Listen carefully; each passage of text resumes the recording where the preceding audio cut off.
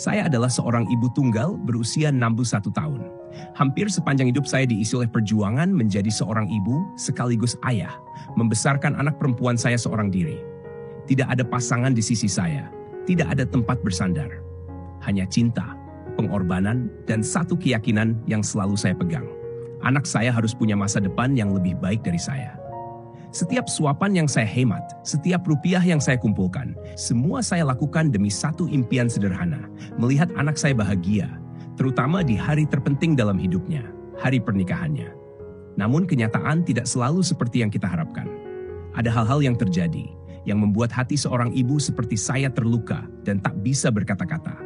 Selamat datang di channel Cahaya Usia Tua. 2 tahun belakangan, ketika putri saya mengabarkan akan menikah, hati saya diliputi perasaan antara bahagia dan haru. Bahagia karena akhirnya dia akan membangun keluarganya sendiri. Haru karena saya tahu sebentar lagi dia akan meninggalkan rumah yang selama ini menjadi tempat pulangnya. Maka saya mulai membuat persiapan dengan cara yang selama ini dianut oleh keluarga besar kami. Sebagai bagian dari tradisi dan juga bentuk kasih sayang, saya sudah menabung cukup lama. Saat akhirnya waktunya tiba, saya menghitung-hitung dan saya pun menyiapkan 60 juta rupiah. Maaf, bukan hanya itu. Saya kumpulkan semua tabungan, hasil kerja keras selama hidup, hingga mencapai 60 juta rupiah. Plus sebuah rumah sederhana di pinggiran kota, yang selama ini saya sewakan pada orang lain untuk tambahan penghasilan. Dalam benak saya, uang tunai sebagai modal hidup, dan rumah sebagai jaminan masa depan merupakan bekal nyata yang akan membuat hidup anak saya lebih mudah di tengah persaingan hidup yang semakin keras. Sebagai keluarga yang masih memegang budaya Tionghoa Indonesia, saya percaya bahwa pemberian uang pengantin atau uang dowry adalah simbol restu dan harapan orang tua, juga menjadi tanda membawa keberuntungan sesuai kepercayaan turun-temurun. Bahkan dalam budaya Nusantara, istilah uang panai di Makassar atau mamasa di Minahasa memiliki makna yang identik sebagai bentuk kelapangan hati orang tua melepas anak perempuannya. Di sisi lain, rumah juga bukan sekadar materi, tetapi simbol akar kehidupan, kemapanan, dan perlindungan. Saya mempersiapkan segalanya dengan sungguh-sungguh. Konsultasi dengan dukun keluarga dan beberapa tetua pun saya lakukan. Dalam budaya kami, meminta saran orang tua, bahkan menanyakan hari baik kepada ahli perhitungan hari seperti empu atau dukun, sangat penting sebelum acara besar agar semua lancar dan terhindar dari malapetaka atau sial yang tidak diinginkan. Bahkan, urusan letak rumah, warna dekorasi pengantin, hingga jumlah uang yang akan diberikan pun dihitung matang-matang agar tidak seradha atau membawa pengaruh buruk sesuai kepercayaan masyarakat Tionghoa dan Sunda yang tercampur dalam keluarga besar kami. Hari-hari sebelum pernikahan menjadi semakin sibuk. Saya membungkus semua berkas dan tabungan ke dalam sebuah peti kecil, lalu menempatkannya di altar keluarga. Memohon restu leluhur agar anak saya memperoleh kebahagiaan dan jauh dari godaan duniawi yang dapat merusak rumah tangganya nanti. Setiap malam saya berdoa, menyalakan dupa, mempersembahkan buah-buahan seperti pisang raja dan jeruk kasturi, dan mengucapkan harapan-harapan terbaik. Namun, di balik segala persiapan yang matang dan tradisi sakral yang saya lakukan, tanpa saya duga, terjadi sesuatu yang benar-benar membuka mata saya. Beberapa hari sebelum hari H, saat putri saya duduk di samping saya setelah pulang kerja, ia tiba-tiba berkata dengan suara pelan, "Mah, aku tidak begitu ingin menerima semua ini. Aku bisa bekerja dan hidup mandiri. Takut nanti dibilang pernikahan ini karena harta, bukan karena cinta sejati atau restu sejati." Saya tertegun. Hati saya seperti disambar petir di siang bolong. Kata-katanya begitu jujur, tetapi mengiris perasaan. Selama ini saya berpikir, semua yang saya persiapkan adalah yang terbaik demi masa depan. Namun, putri saya memandangnya dengan sudut pandang yang sama sekali berbeda. Ia ingin berjalan bersama suaminya dari awal, meski harus dari nol, tanpa bergantung pada kemapanan yang saya tawarkan. Ia takut calon suami dan keluarga mertua berpikir bahwa pemberian besar itu akan membebani mereka secara batin, sebagai beban utang budi, bukan sebagai restu suci dari seorang ibu. Saya berkaca-kaca, penuh kebingungan. Sebagai ibu, saya hanya ingin memastikan kehidupan anak saya lebih stabil. Namun, di sisi lain, saya juga sadar bahwa kebahagiaan rumah tangga tidak melulu ditentukan oleh materi. Dalam budaya Jawa kuno ada pepatah, "Ojo kagetan, aja dumeh, ojo gumunan." Jangan mudah terperangah, jangan jumawa, jangan mudah heran.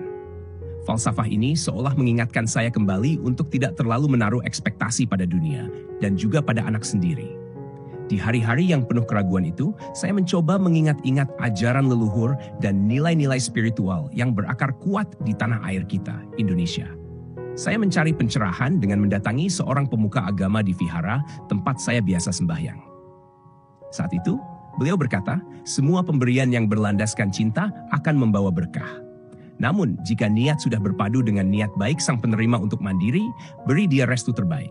Restu doa jauh lebih sakti daripada segunung emas dan rumah mewah. Waktu itu saya benar-benar tersadar. Dalam ajaran spiritual banyak kepercayaan di Nusantara, terutama dalam filosofi Jawa dan Sunda. Ridha atau restu orang tua diyakini sebagai kunci utama terbukanya jalan rejeki. Kerukunan rumah tangga, like death, dan perlindungan dari ancaman gaib maupun bala duniawi. Dalam kitab Primbon, restu ibu disebut-sebut bagaikan benang emas, penuntun anak menempuh segala lika-liku kehidupan. Bahkan ada kepercayaan bahwa jika orang tua terlalu terobsesi pada harta saat menikahkan anak, dikhawatirkan akan berbalik menjadi pamali atau membawa malapetaka secara spiritual dalam rumah tangga anak-anaknya sendiri.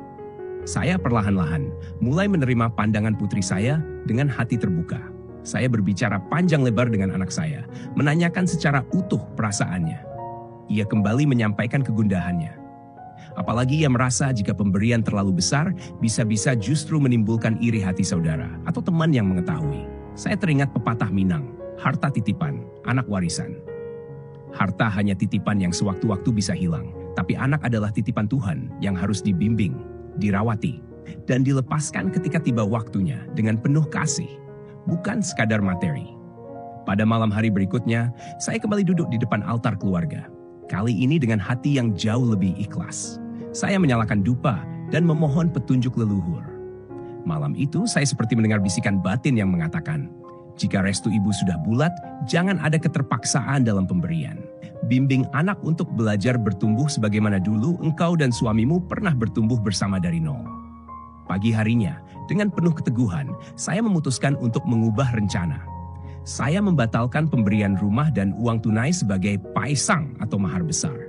Sebagai gantinya, saya hanya memberikan uang sembah restu secukupnya, dan sisa dari tabungan serta rumah akan saya wariskan sesuai waktu kelak, saat anak benar-benar membutuhkan, atau mungkin setelah saya tiada nanti. Sebelum hari pernikahan, saya mengundang seluruh keluarga dekat, terutama para sesepuh untuk makan malam bersama. Saya berbagi cerita dan alasan kenapa saya mengubah rencana.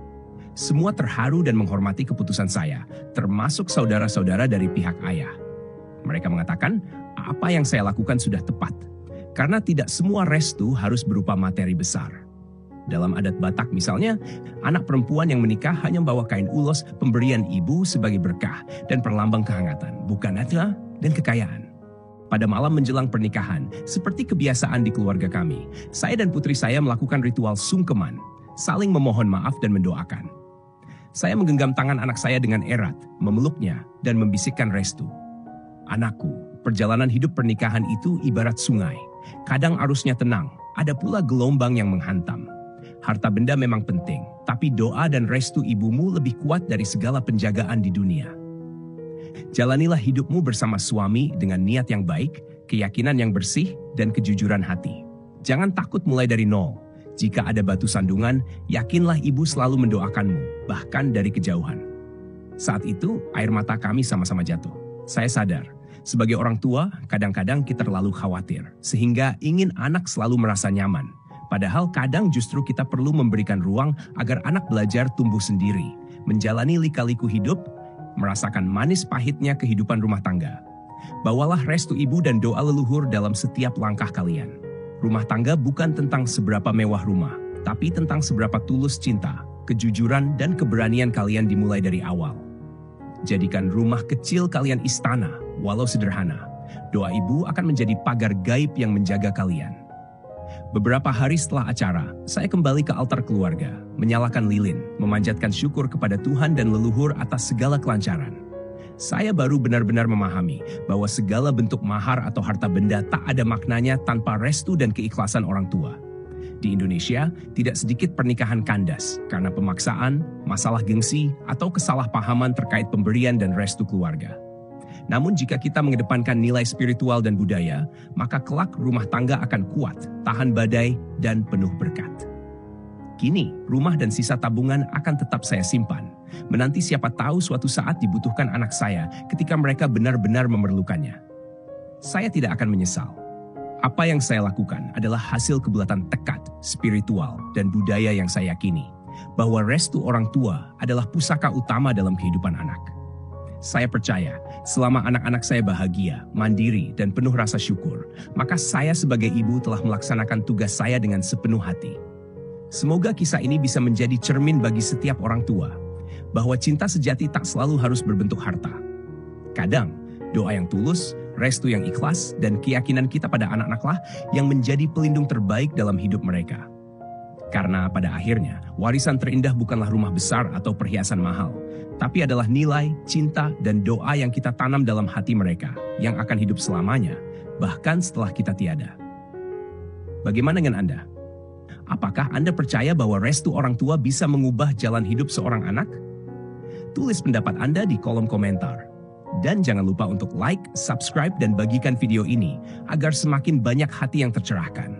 Terima kasih telah bersama kami di Cahaya Usia Tua. Sampai jumpa di kisah berikutnya. Pada malam menjelang pernikahan, seperti kebiasaan di keluarga kami, saya dan putri saya melakukan ritual sungkeman, saling memohon maaf dan mendoakan. Saya menggenggam tangan anak saya dengan erat, memeluknya, dan membisikkan restu. Anakku, perjalanan hidup pernikahan itu ibarat sungai. Kadang arusnya tenang, ada pula gelombang yang menghantam. Harta benda memang penting, tapi doa dan restu ibumu lebih kuat dari segala penjagaan di dunia. Jalanilah hidupmu bersama suami dengan niat yang baik, keyakinan yang bersih, dan kejujuran hati. Jangan takut mulai dari nol. Jika ada batu sandungan, yakinlah ibu selalu mendoakanmu, bahkan dari kejauhan. Saat itu, air mata kami sama-sama jatuh. Saya sadar, sebagai orang tua, kadang-kadang kita terlalu khawatir, sehingga ingin anak selalu merasa nyaman. Padahal kadang justru kita perlu memberikan ruang agar anak belajar tumbuh sendiri, menjalani lika-liku hidup, merasakan manis pahitnya kehidupan rumah tangga. Bawalah restu ibu dan doa leluhur dalam setiap langkah kalian. Rumah tangga bukan tentang seberapa mewah rumah, tapi tentang seberapa tulus cinta, kejujuran, dan keberanian kalian dimulai dari awal. Jadikan rumah kecil kalian istana, walau sederhana. Doa ibu akan menjadi pagar gaib yang menjaga kalian. Beberapa hari setelah acara, saya kembali ke altar keluarga, menyalakan lilin, memanjatkan syukur kepada Tuhan dan leluhur atas segala kelancaran. Saya baru benar-benar memahami bahwa segala bentuk mahar atau harta benda tak ada maknanya tanpa restu dan keikhlasan orang tua. Di Indonesia, tidak sedikit pernikahan kandas karena pemaksaan, masalah gengsi, atau kesalahpahaman terkait pemberian dan restu keluarga.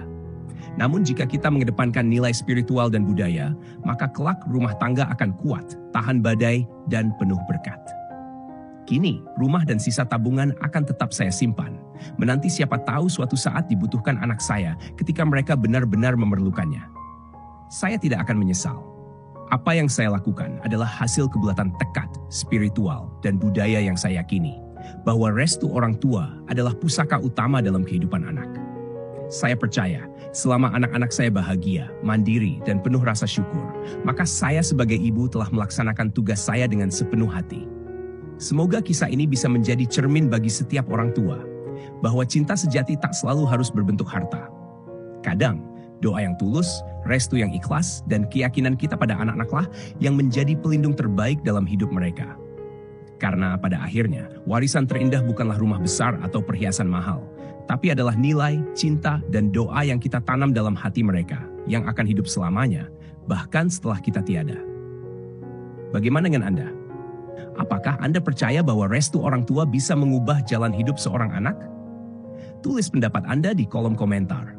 Dan jangan lupa untuk like, subscribe, dan bagikan video ini agar semakin banyak hati yang tercerahkan. Terima kasih telah bersama kami di Cahaya Usia Tua. Sampai jumpa di kisah berikutnya.